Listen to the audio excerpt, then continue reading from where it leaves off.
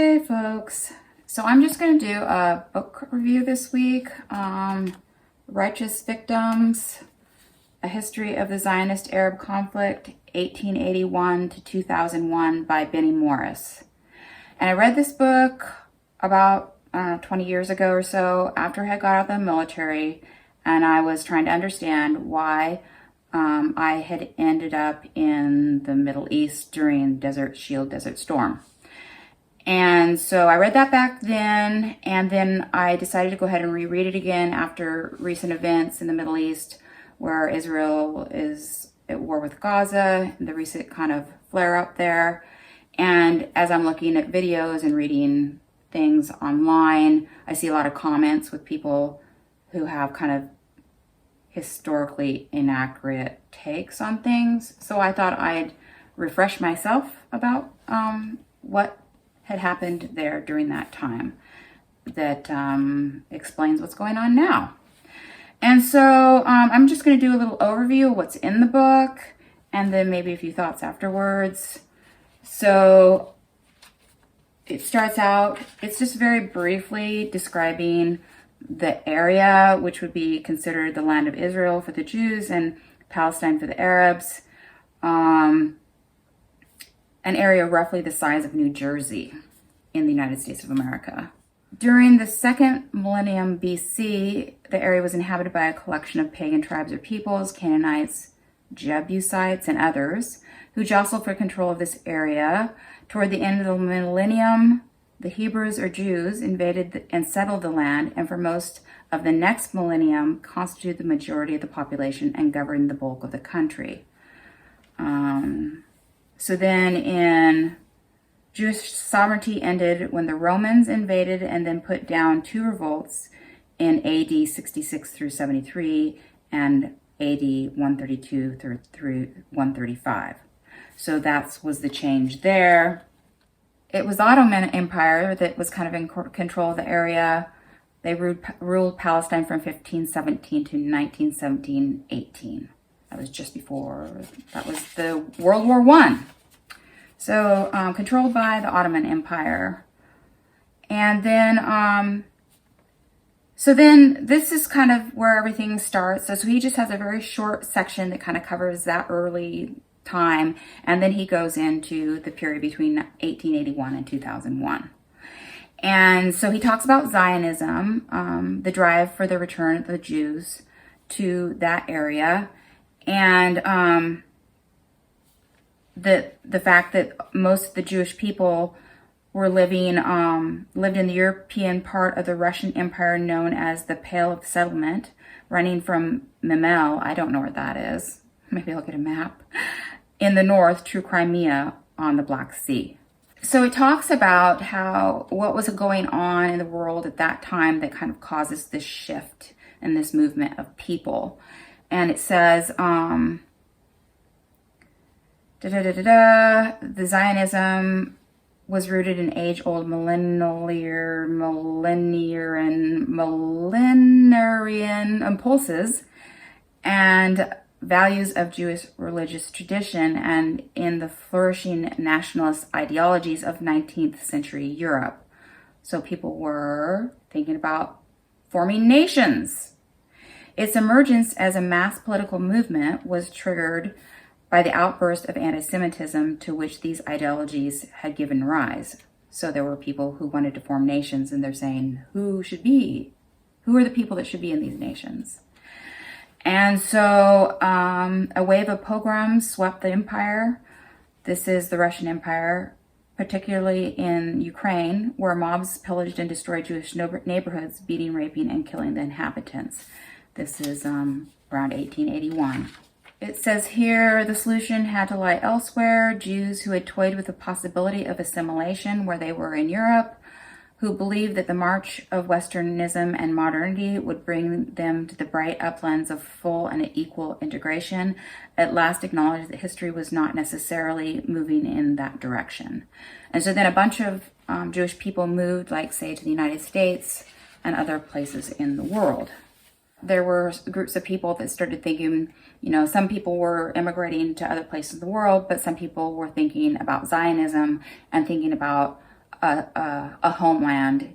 So they started buying land in Palestine, these groups of Jewish people.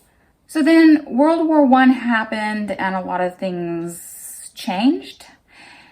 The British were interested in that Middle Eastern area because of their other colonies and their other interests in that area. And they were wanting to push out the Ottomans. And so they wanted the Arab people, if not to fight, at least to not support the Ottoman Empire in that war. And so they got agreement with that. So in the lead up to World War I, initially in the autumn of 1914, Kirchner, who is, he's the war minister of Britain.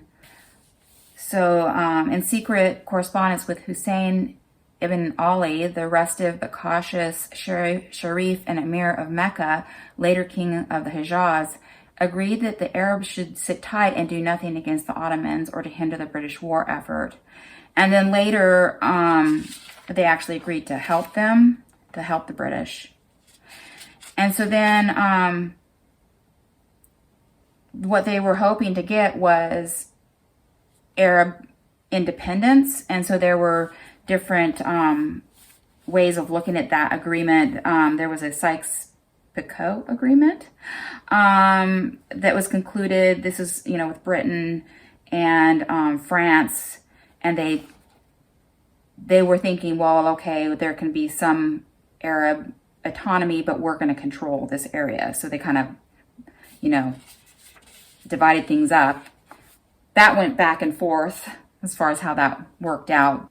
So during World War I, around 1917, Britain wanted to get put a foothold in that Middle Eastern region, and they want to kind of put a claim on Palestine area to thwart the French from getting in there. And so they put together what's called the Balfour Declaration, and it was just a letter sent, in November 2nd, 1917, from the Foreign Secretary to Lord Lionel Walter Rothschild, who headed Britain's Zionist Federation. And it reads, I'll just read it in full.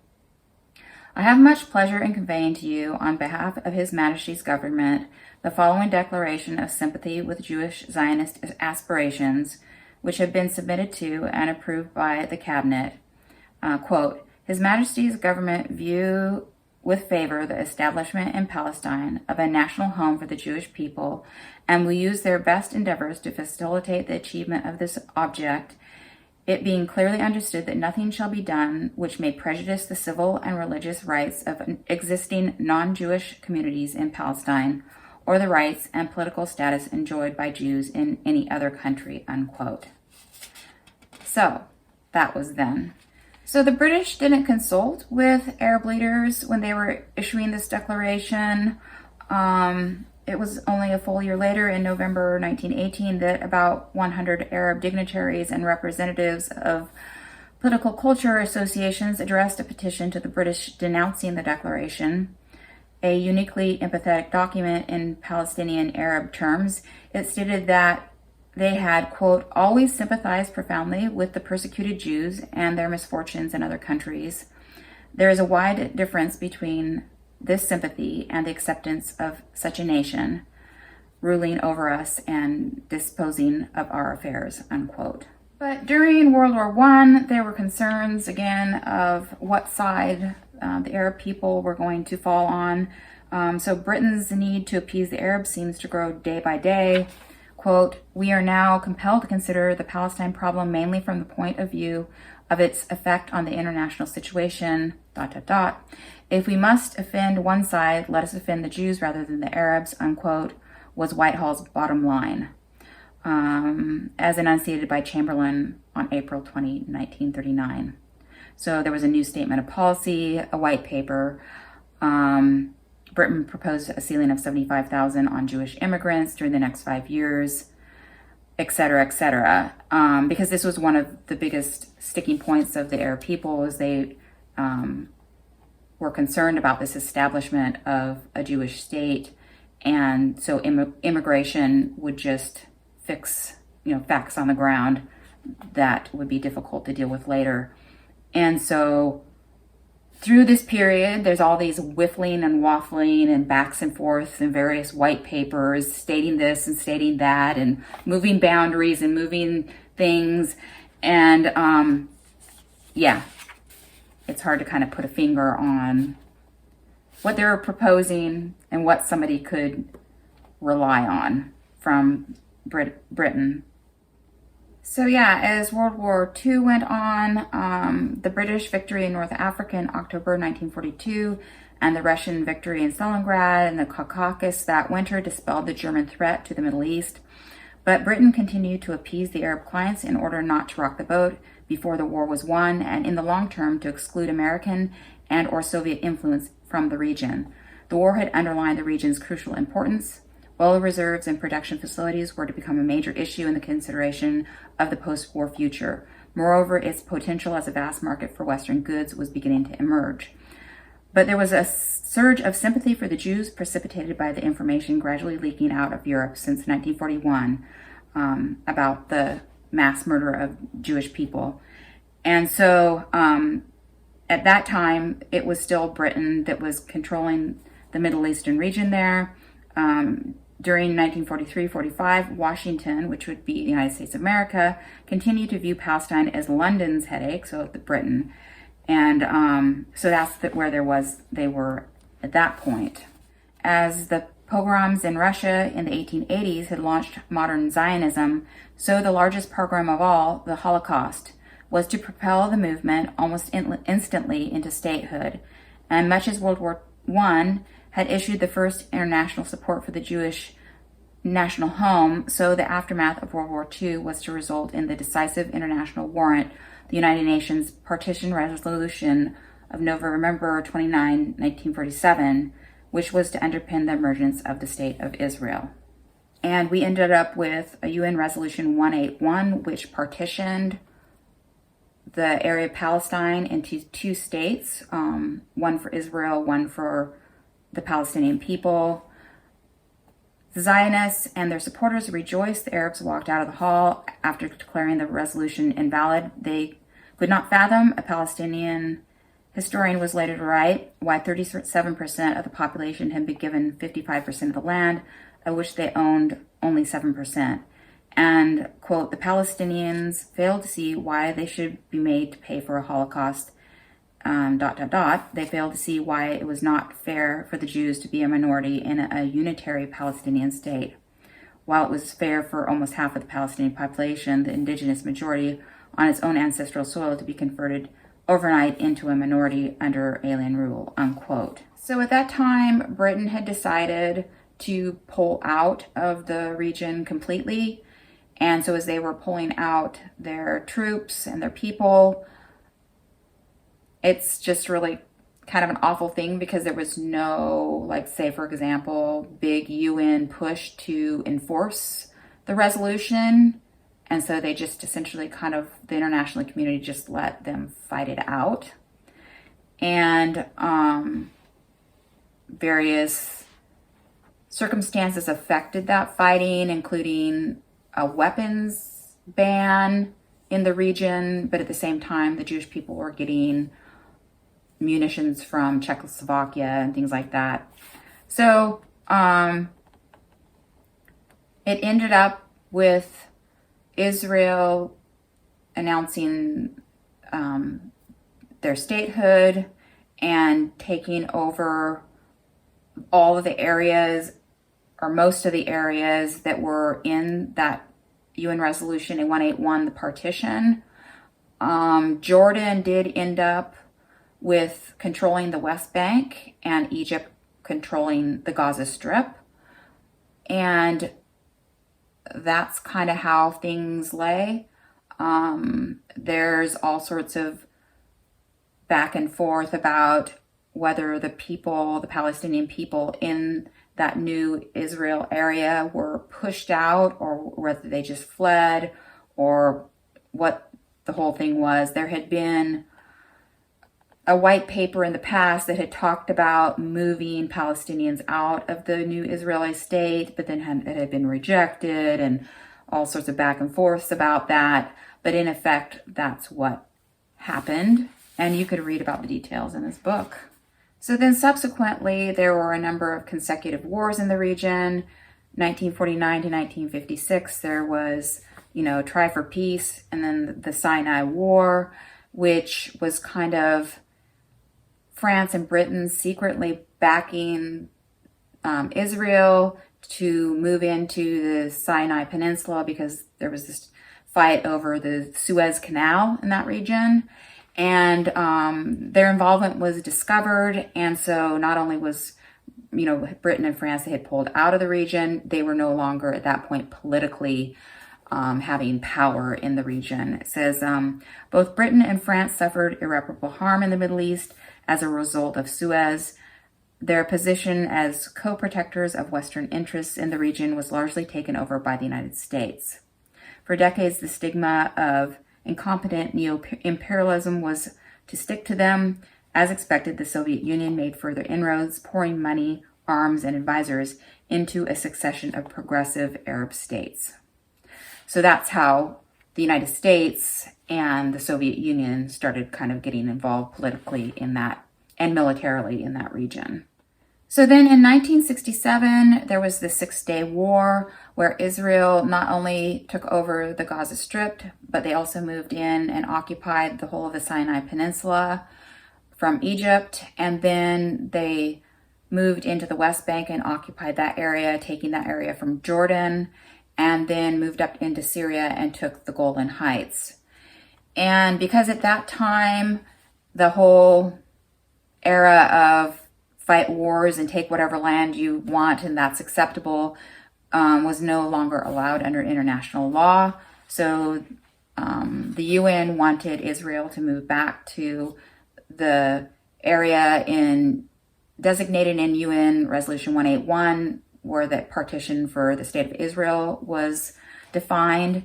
And so they came up with another resolution which talked about how they needed to do that. The West response was UN Security Council Resolution 242 of November 22nd, 1967, which was to be the cornerstone of all future peace efforts in the Middle East down to the late 1990s. So that comes up again and again. And Israel had to withdraw, quote, from territories occupied, unquote, in June 1967, etc.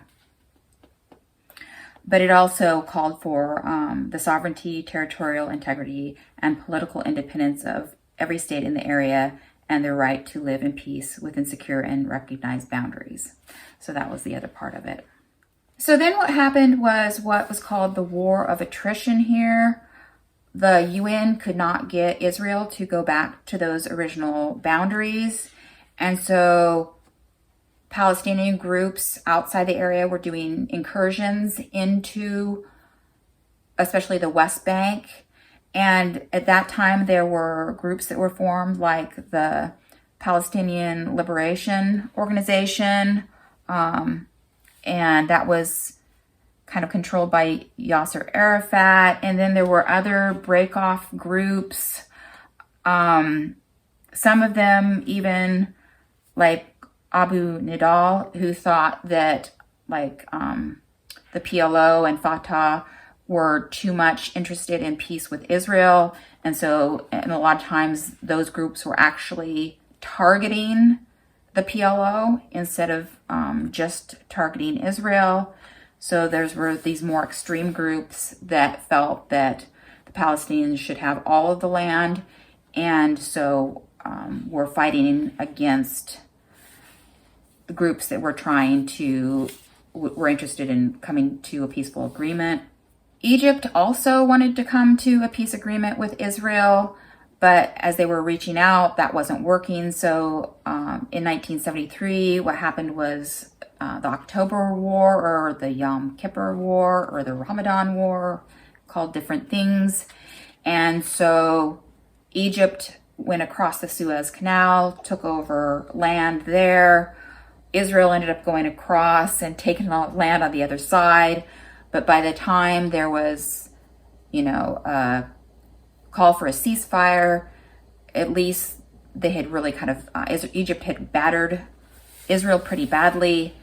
And so after that, there was interest in a peaceful resolution. So then this led to the Israeli-Egyptian peace, as it was worked out from 1977 to 1979. This was initiated by the leader of Egypt, Anwar Sadat, at the time. And interestingly enough, the right-wing Likud had voted in 1977 for Begin. And so those are the folks that had to work out this agreement. And it was helped by U.S. President Jimmy Carter. And they came to an agreement where Israel pulled out of Sinai and Egypt recognized Israel, the state of Israel, and vice versa. So anyway, that's how that went. So then there was the Lebanon War, which was from 1982 to 1985, where Israel moved up into Lebanon and Syria got involved. And I kind of remember this from high school in the background. As I'm reading this, it's just kind of reinforces how much this had kind of become almost a proxy war between the United States and the Soviet Union, where the Soviet Union was supporting Syria and the United States was kind of supporting Israel. And in a lot of ways, we just kind of let them fight. And then if things got bad, there'd be calls for a ceasefire, and pretty awful. And then Israel wanted a peace agreement with Syria as a conclusion to this, in order for Israel to withdraw from the area.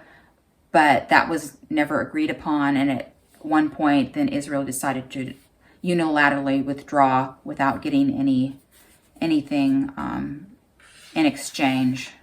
So that's how that ended. So then what happened is what's called the Intifada. It, let's just read here. The uprising began on December 8th through the 9th, 1987. That's after I graduated from high school, right after. Fully 2 decades after Yasser Arafat first called for a revolt against the Israeli occupation in the West Bank and the Gaza Strip, it came as a complete surprise to the PLO and took a course totally different from that preached by the organization's leaders. It was not an armed rebellion, but a massive, persistent campaign of civil resistance. And it included a lot of, kids throwing rocks and things like that. So then the Gulf War happened, Desert Shield, Desert Storm, where I was in Saudi Arabia for 5 months. And it says here the Intifada continued, and in effect the peace process went into hibernation for more than a year, to reemerge only in 1991 against the backdrop of the Gulf War. And it says President George Bush, that's George Bush Sr., who took office in January 1989, and James Baker, his Secretary of State, had set their minds on achieving a breakthrough towards peace in the Middle East. The Intifada still raging in the occupied territories provided this impetus. So that's what happened with that. So this led to a conference in Madrid. Bush and Russian President Mikhail Gorbachev as co-chairman. In attendance were Israel, Egypt, Syria, Lebanon, and the joint Jordanian-Palestinian delegations, which in fact functioned as 2 separate ones. For the first time in recent history, the Palestinian people were representing themselves as an almost independent party. But Israel was not too happy with trying to move peace forward. Shamir later let slip to an Israeli journalist that in fact he had never intended that there would be any process, and that his idea was to drag on the negotiations without result for at least 10 years. Shamir subsequently claimed that he had been misquoted. Going on, opponents of the peace process were not all on the Israeli side. On September 23rd and October 7th, 1991, Hamas leaflets denounced the impending conference of surrender, as they called it, and the sellout of Palestine, as they said. The process was also denounced by the PFLP, NAIF, Hawatmeh, and the Islamic Jihad. So introducing some of those groups that were impediments to peace and would come up in the future. So then elections came up, which changed the leadership of both the United States and Israel. Yitzhak Rabin, who was a member of the Labor, they defeated Likud, which was not interested in a state for Palestine, and Bill Clinton was elected in the United States as the president after Bush Sr. in January 1993. So then there was progress towards a peace agreement between Israel and Palestine. Arafat and Rabin, with the help of the United States, the countries recognized one another and, quote, accepts UN Security Council Resolution 242 and 338, unquote, commits itself to the peace process and, quote, to a peaceful resolution of the conflict, unquote. And what's sad looking back from here is how much support that they had in their countries. Nearly 2/3 of Israelis polled supported their agreement. Among Palestinians in the West Bank and Gaza, the figure was similar. But a large minority of those Palestinians who opposed the accord, led by the Hamas and Islamic Jihad, immediately mounted a vigorous campaign to derail the peace process. And they started terrorist attacks in order to try and stop that. And there was also the contingent in Israel that did not want a peace agreement. And so this included rabbis, but it was not only the rabbis. The political leaders of the mainstream right, including Netanyahu and Sharon, did not want a peace agreement. And in the end, there were extremists. An extremist in Israel killed, assassinated Rabin, and then his position was taken over by his second, which was Perez. There was something positive that came out during that period before Rabin was assassinated, in that Israel was able to come to a peace agreement with Jordan.